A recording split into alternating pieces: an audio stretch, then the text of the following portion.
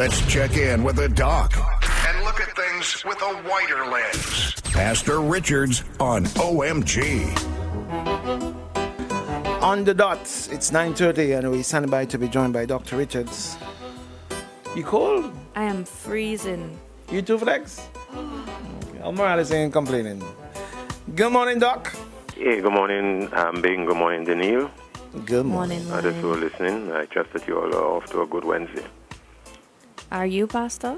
Yeah, busy Wednesday so far, but I've been trying to listen in, but sometimes it's hard to do. And, you know, if people show up, you got to deal with it. If a call comes in, you got to deal with it. So, and then you just pick back up, listen. I do try to listen, so in case you were wondering, yeah.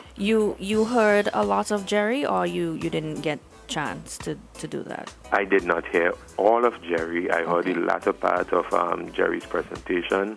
I heard some stuff that Jerry said that I agreed with and stuff like that. So, yeah. And do you agree with the sentiment that persons are not voting based on certain foreign policies, based on the situation, morality, standings, and they're more persuaded by bribery or things like lumber, galvanized, and cement? Interesting being on Daniil, because I have tried to put out a little rubric, and it's frustrating to me, frankly speaking, to follow what determines a Vincentian for somebody who was within the franchise and allowed to vote. This thing that is called a vote is so powerful, but when we dissect it, you wonder about democracy, because like you should figure that the top things, and that's the beauty of democracy. Some say that you can't determine what determines somebody else's vote. What I might consider to be something that is germane and might have basically a high degree of gravity concern in our national scheme of things. Somebody else might vote. It is true that somebody might vote on the basis of galvanized. Honestly, somebody might vote on the basis of galvanized. Bing was purporting that Vincentians, I don't know if he wants to back off, but Bing was purporting that they're Vincentian families. I thought he was right, though. Vincentian families who will vote on the fact that, well, I got a scholarship. And whether it is to Taiwan or not, for example, as you troll through the Facebook, you see people there who post. One girl yesterday even posted, well, I was thrown out of school, and then after some time passed, I was given a chance to finish my to finish my education. And that happened under the ULP administration. It's just a coincidence, therefore, because if it had been under the NDP, would that person been allowed to continue their education? But that person has become a die-hard supporter. I see 2 or 3 other persons posting to say, I am where I am today because I got a scholarship from the ULP administration. Basically, no, it's a government scholarship. Not taxpayers' money. Yeah, people look at it, people have a way of thinking that the ULP gave them something, and they don't look at it from the perspective that the people of St. Vincent and the Grenadines supported your scholarship.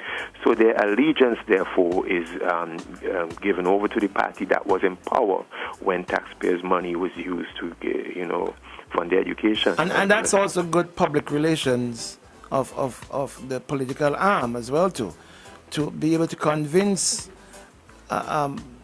students that, listen, you got this because of the ULP. You didn't get it because of the taxpayers of Taiwan or Russia or what's that? It's disingenuous to purport that and to sell that kind of stuff. I mean, shouldn't you be educating people and don't you build a better Vincentian populace if you educate them as to why they're getting certain benefits and advantages? During the Mitchell administration, why goodie tracks were being built. Now there's a state in rising construction, why these roads are being built and bridges and passes are being built. Why? It is not because the government is giving anybody anything as far as I'm concerned. My thing is that it's not because the ULP administration is giving and the ULP party is giving anybody anything. It's because taxpayers' money is being used to do certain things. But being to your point, though, you said that people who have received scholarships to go to Taiwan are going to be forever grateful. And that speaks to me to the mindset of Vincentian when it comes to how they determine party loyalty, how they decide where to place this all-important vote.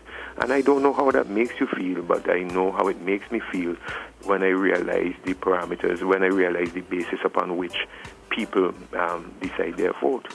But Doc, I was gonna bring something a little bit not as heavy as that.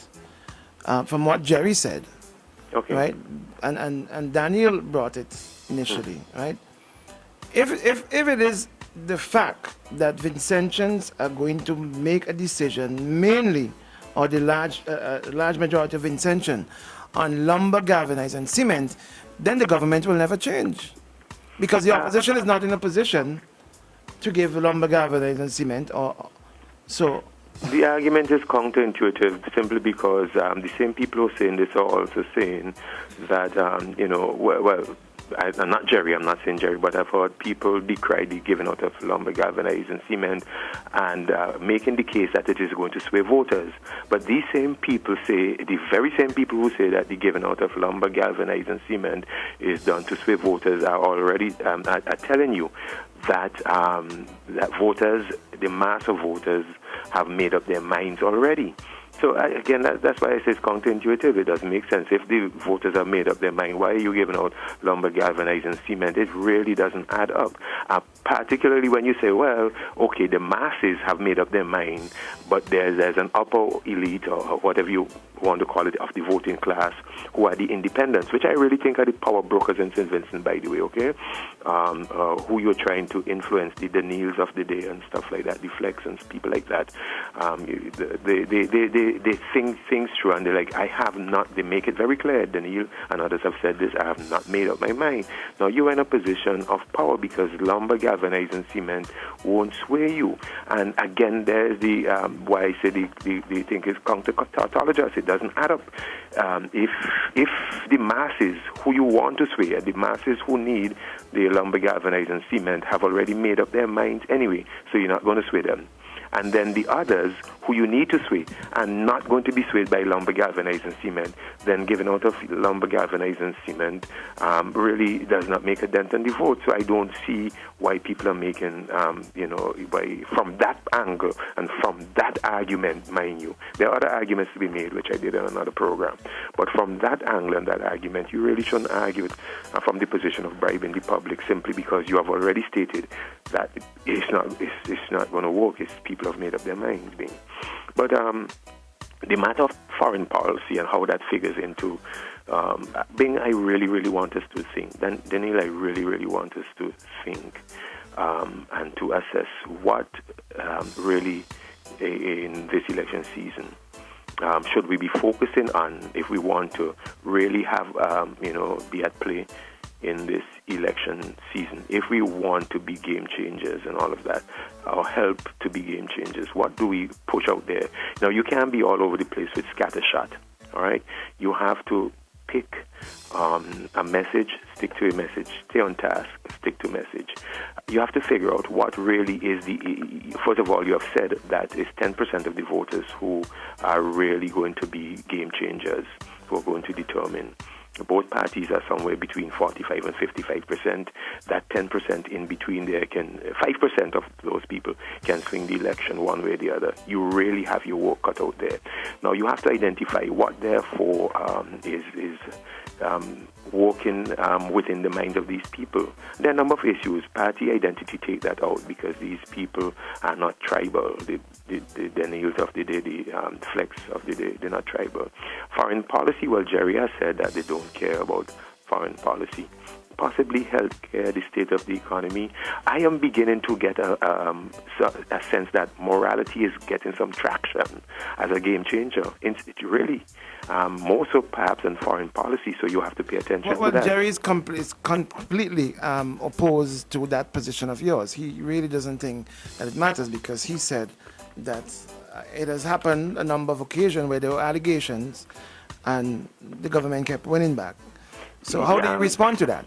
Jerry's right and wrong, of course. With the masses, it doesn't matter because, again, within the tribe, people have made up their mind and are actually even going to be defensive of it and are going to find ways to work through justifying, any matter or either justify or if fingers are pointed at anyone, then, they will throw back. If someone in the NDP accuses someone in the ULP of something, then someone in the ULP just accuses, someone in the NDP of something, and then this fair over on both sides of getting their dirty linen aired in the public, that you see where that goes. And then the masses, if you're on NDP side, I have seen where you try not to out and out come out and defend the person, but make generalized statement, and rather than defend the person on your side, say what the others are doing it too. So Jerry is right to a certain extent. However, the people that I am really concerned about, which we really need to start zeroing in on, would be that 10%. It matters to the 10%. Don't tell me stuff like this doesn't matter to the Neil. Don't tell me stuff like this doesn't matter to Flex. And that's where the conversation is going to gain traction. And I think that within that 10% of swing voters, who I would call in this season the electoral elites, they might not like that term, but you are the ones to determine what they can't tell you what sets your agenda and what makes up your mind. If a matter of morality and moral fiber of our nation is of importance to you, it is. And I have a feeling that not in the majority of the population, that's why I said Jerry is right, not in the 80%, 90% of the population. 90% of the population, perhaps this doesn't matter. That's why I said he's right. But in the place where it matters, in the 10% swing voters where it matters, you might need to pay attention to the matter of morality. Just saying, okay? The other things like leadership, I've tried to give a rubric as to what matters, and pick out, I think healthcare, I see, when I say healthcare, no, the relative importance. There are people who develop a particular angst if they see other things flaunted as more important than healthcare. So you have to watch project, infrastructural expenditure, if certain things are, put as priority over healthcare. So you see, for example, the present government right now having a discussion about and putting out ideas about building a new health facility close by here to Kingston. So you see that they're paying attention, that they're thinking that healthcare might be a player. And why would they put that out there? Because they think that to the 10% of people who are going to matter in this election, that healthcare is of importance. Morality is of importance to them. So go back to foreign policy and where this plays. Because the jury is out, and I won't be long on this, but the jury is really out. I hear the discussion. Sometimes I get disappointed, but I realize I can't help with the level of the discussion on foreign policy. This morning, for example, I was a little bit taken aback to hear how the reductionist, permit me to use the term reductionist mentality, of how we are not emphasizing the importance of foreign policy and the way we are treating it and discussing it. And it does a disservice to our education process. And we are not doing good for the nation if we minimize in this reductionist form the importance of our foreign trade with our, not foreign trade, policy with our foreign partners. The question that has not been asked is why do we need, for example, vis-a-vis China and Taiwan being, why do we need foreign relations with any of them to begin with? Mm-hmm. No, why do we need foreign relations with China, or why do we need foreign relations with Taiwan? And I think we should begin there. I think how essential is a foreign relationship with a country from out of the Orient? How essential is that? What are we getting out of? I could understand China, what China gets out of it. I could understand Taiwan, what Taiwan gets out of it. But what do we get? What China gets out of it is, for example, if we look at what they've done in Sri Lanka, what they've done in Africa, and even what they want to do in our parts. And there's a nuance between what they're doing in Africa and what they're doing in our part. What they're doing in Africa, in my estimation, is within the same, is more of a neo-colonialism, in the same way Britain and other colonial powers went into Africa and raped their wealth. They were extractionist countries. Britain, Spain, Portugal, whether they came west or wherever they went, it was to extract, whether it was gold or mineral or ore or cobalt or diamonds, wherever they have gone, they have tried to extract out of the country. Banana, tobacco, sugar, extractionists. And China is doing the same thing, I think, with Africa. It's more of an extractionist policy and building the super networks of roads and railways and ports and all of that to facilitate extraction of certain things that are germane and important to China's development. Now, what they're doing in Africa is not necessarily what they want to do in the Caribbean. I think because we don't have that kind of wealth of mineral resources. We are not mineral rich as Africa is, but we for example, Guyana is mineral rich, Jamaica and others, but St. Vincent and Grenada and others, but they still want us for a different reason altogether, because again, on the international scene and as part of geopolitics, you want these kind of satellite nations. Plus, also, with respect to the UN, you want friendship and partners in the UN who are sympathetic to your side. And that is something that Taiwan has not had. Ever since the 1940s, I think, or whenever it was that China... Doc, you got to bring it home, eh? Yeah, whenever that division was made, Taiwan became an outcast. And Taiwan has operated as an outcast, and it pulls at the heartstrings of people that those that should be democratic partners and all of that, have become outcasts. And Taiwan needs a friendship on the UN, and that's why Taiwan is lobbying. All of this is lobbying to get that. China also needs to maintain its position as world power. So that it is more of benefit to China and to Taiwan to have us than it is to us to have them. So again, we have to bear that in mind. This love relationship with Taiwan, I'm bringing it home, being this love relationship with Taiwan, I'm disappointed that we are trying to cede and give our allegiance on the basis of personal benefit. Look how many scholarships. Look, I was able to go to Taiwan. Look, these people, families, they got their daughter, they got this son. Everything personal, and that is not necessarily is what's going to drive our development, our infrastructural development, and all that we need. I think that you have to ask yourself, which of these two countries are in position to give us the kind of infrastructural development that we need in terms of road, economic zones, and schools? Right now, we're sending all of our...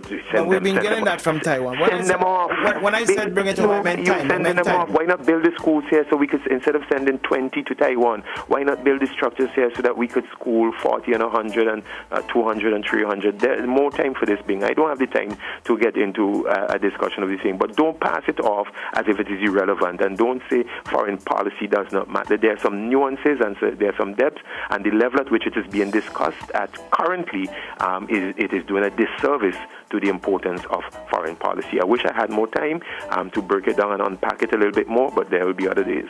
Thank you, Doc. Catch you tomorrow morning. Take care, bye. Let's check in with the doc and look at things with a wider lens. Pastor Richards on OMG.